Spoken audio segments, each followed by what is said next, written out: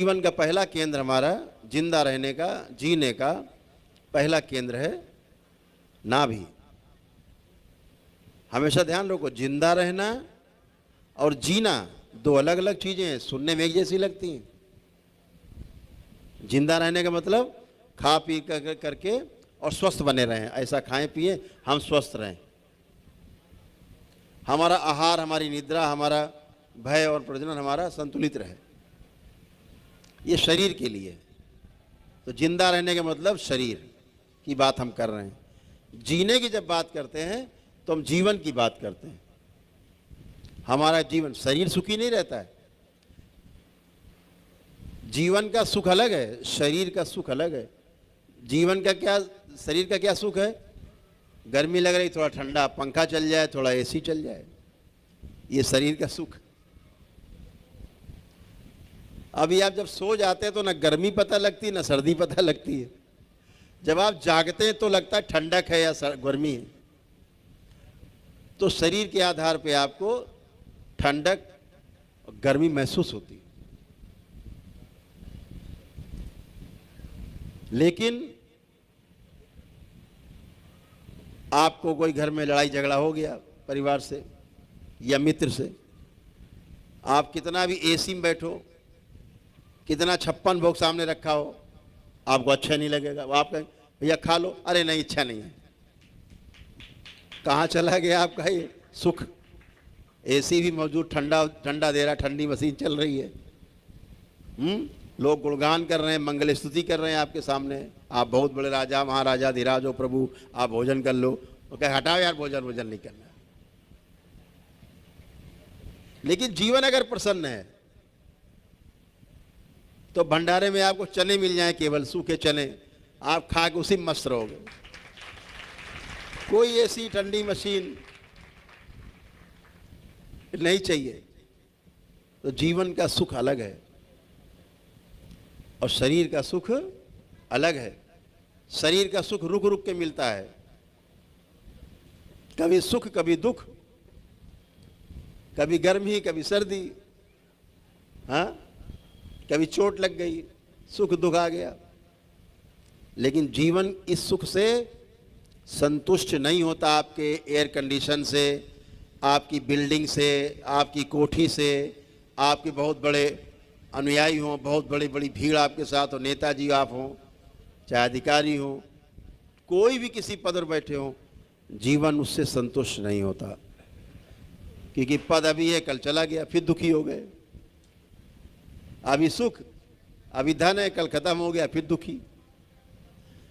जीवन इससे कभी सुखी नहीं होता। जीवन को क्या चाहिए? कंटिन्यू हैप्पीनेस, लगातार सुख, जहां कोई दुख हो ही ना। ये जो आपके अंदर आता है ना भाव कि कभी दुख ना आए, ये किसका भाव है पता है? जीवन का।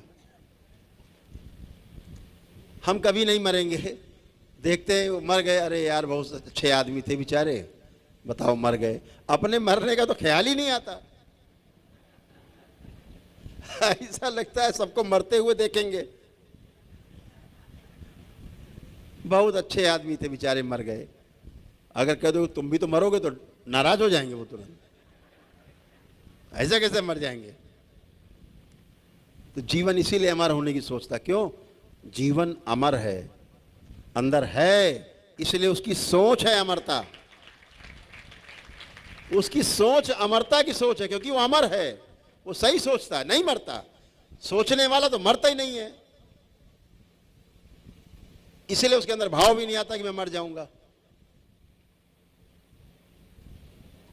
वो तो अमर है ना, कहते हैं आत्मा अमर है, जीवन अमर है। तो आत्मा तो अमर है, लेकिन ध्यान साधना के द्वारा धीरे धीरे जो आत्मा के साथ 4 चीजें जुड़ी हैं, बुद्धि, चित्त, वृत्ति और मन, ये चारों चीजें साधना काल में धीरे धीरे गुरु कृपा से आत्मा के साथ जो 4 चीजें जुड़ी हैं, ये चारों जब विलग हो जाती हैं, फिर आत्मा बचती है, फिर इस आत्मा का परमात्मा में विलय होता है। यही पूर्णता है। ज्ञान को उपलब्ध हो जाना, एक बूंद जो समुद्र में समा गई, ये है, ये प्रक्रिया है जो धीरे धीरे आपके साथ जुड़ा है, आत्मा के साथ। कभी बुद्धि जुड़ी, एक आया समय, कभी उसके साथ चित्त जुड़ गया, फिर कभी एक समय आया तो उसके साथ वृत्ति जुड़ गई, फिर उसके साथ मन जुड़ गया।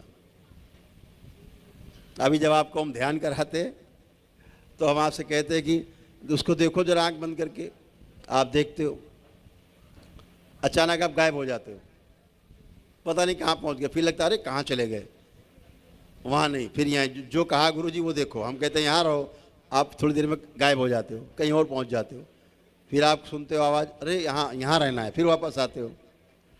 तो ये कौन आपको देखता है? जीवन तो एक ही है, इसके अंदर तो एक ही है ना, कि दो हैं? एक है। तो जब एक है तो कौन देखता है फिर ये? अरे कहाँ गए, वहाँ कहाँ चले गए, वापस आओ, ये कौन देखता है? ये कैसे होगा? बहुत बड़ी समस्या है ये, हमेशा समझो, इसको विस्तार में कभी बताएंगे, मोटे मोटी बात समझ लो। आत्मा दृष्टा है बुद्धि की, बुद्धि को देखती, नजर रखती बुद्धि के ऊपर, क्या कर रही है ये, अच्छा है बुरा है, पीछे से कहती ये ठीक नहीं है, बुद्धि कहती नहीं इसमें लाभ है, थोड़ा हड़प लेंगे तो क्या होगा, आत्मा कहती ठीक नहीं है ये। अंदर से एक मन कहता है, कहते हैं एक मन कहता करो, एक मन कहता नहीं करो, वहाँ मन का काम थोड़ा कम है। तो बुद्धि के ऊपर दृष्टि किसकी है? आत्मा की। आत्मा बुद्धि की दृष्टा है, देख रही क्या कर रहे हो।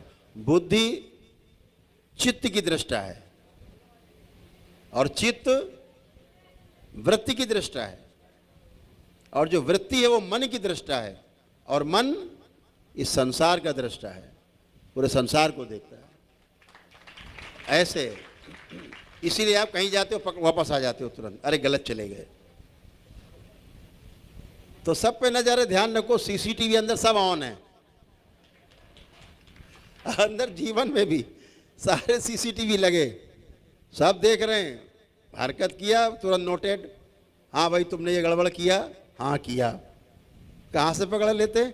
जीवन को पकड़ लेता है। जीवन से जुड़ा हुआ है, क्योंकि पूरी सृष्टि में सब कुछ जुड़ा हुआ है, कुछ भी अलग अलग नहीं है। इस आधार पे जीवन सब समझ लेता है, पूरी सृष्टि को समझ लेता है।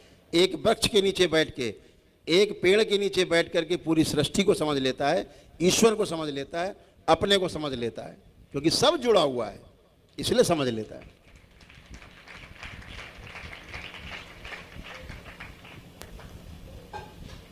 तो हमारे जो जीवन का केंद्र है उस पर बात कर रहे थे, नाभि। तो इसको हम लोग 1 नंबर देते हैं, हमेशा ध्यान रखो। जब भी हम जीवन की बात करें तो आपके अंदर एक भाव आ जाए, 1 नंबर, यानी सबसे फर्स्ट क्लास 1 नंबर है। जब हम 2 नंबर कहें तो इसका मतलब हृदय 2nd डिवीजन पास है ये। 3rd डिवीजन में हमारा मस्तिष्क 3 नंबर। तो 1 नंबर क्या है? नाभि, हमारी इच्छा शक्ति का केंद्र। नाभि हमारा 1 नंबर, हृदय हमारा, मस्तिष्क हमारा 3 नंबर। इसको ध्यान रखना सदैव। दरबार के वीडियो में वो शक्ति है कि अगर आपके अंदर आस्था विश्वास श्रद्धा है, वीडियो देखते देखते आप स्वस्थ हो जाते हो।